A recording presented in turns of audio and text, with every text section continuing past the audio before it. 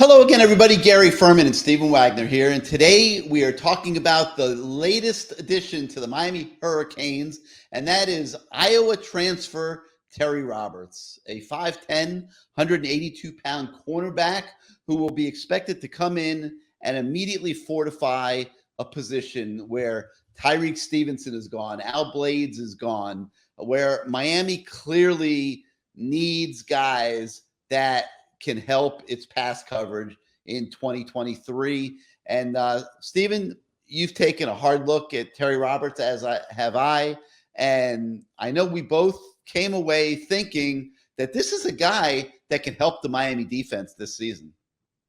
For me, there's an if with literally everybody. And for Roberts, his biggest if is if he can stay healthy. I think he's a really talented piece who's just been bit by the injury bug, really for the last 2 seasons. I think he played in 6 games in 2021 and 5 games in 2022, if I'm not mistaken. And you'll see whenever he's been on the field, he's been really, really good.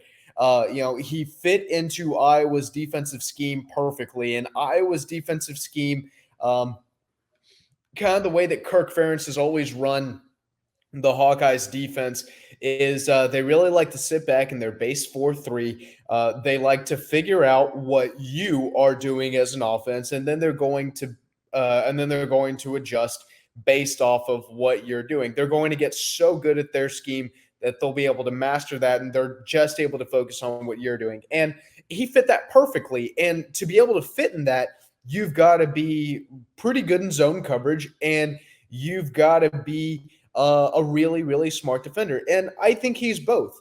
I think he's actually a little bit better in man than he is in zone, but he's clearly capable and competent in zone coverages. He looks comfortable. He looks like he knows what he's doing, where he's going. I personally thought he was really at his best whenever he was able to jam receivers and get really physical, get in their face and really challenge them right off the line of scrimmage. But I really do like him. It's just one of these issues where he just really struggled to stay healthy. And you even see the first, 3 years of his career at Iowa, he was getting more and more and more playing time. And then finally, in year 4, the 2021 season, it looked like he was ready to go ahead and take over that full-time starting role and really become, the guy at corner for Iowa. But he just couldn't stay healthy. And I believe in the spring of 2022, he ended up being listed as, I think, the number 2 cornerback on Iowa's defensive roster.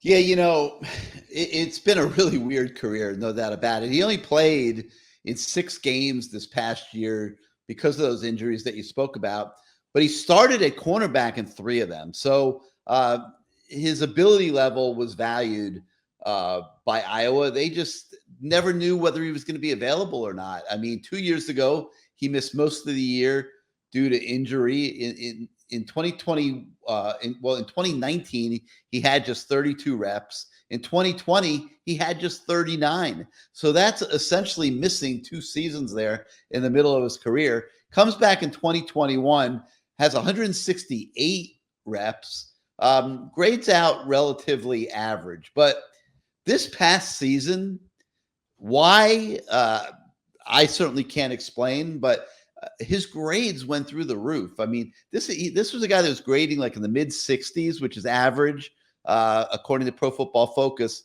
And this past season, he graded out at a very solid 79.0 in his 202 reps, which is the most he ever had in his career. And he had a cover grade of 79.9.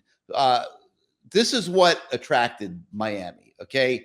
They are seeing that he can be a cover guy. And another guy that they've lost that I didn't mention was DJ Ivey. So they got some holes to fill at cornerback.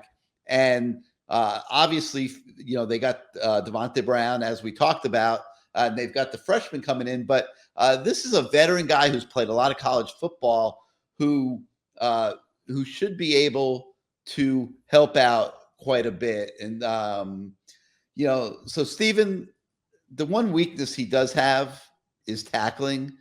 He is not a very good tackler, either in the running game or out in the open field. So he's going to have to overcome that if he is going to earn a starting spot here for 2023.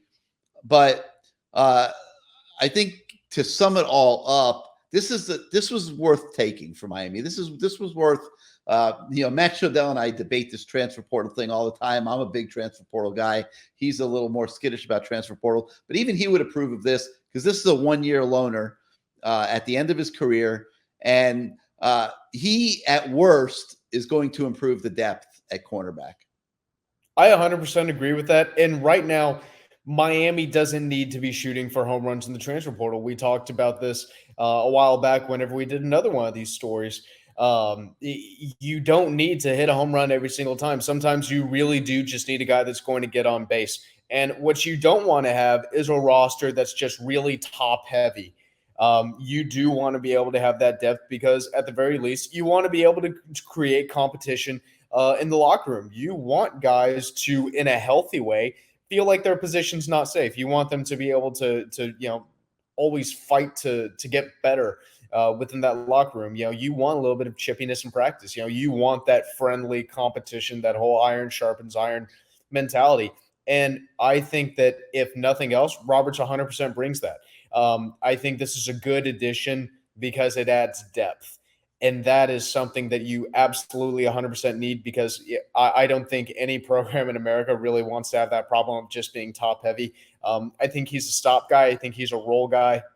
I think he's a guy who you can put him on the field and you can trust him to not screw it up. And I think there is immense value for those guys in football. I really, really do. All right, and one last thing I'll mention about Roberts is he's an exceptional special teams player. Iowa used him as a flyer, covering punts. He was absolutely sensational in that role. He likes to play special teams. I think you will see him help Miami a lot in that regard as well. So that's going to do it for today. For Stephen Wagner, I'm Gary Ferman. Thank you for joining us, and we'll see you next time, everybody.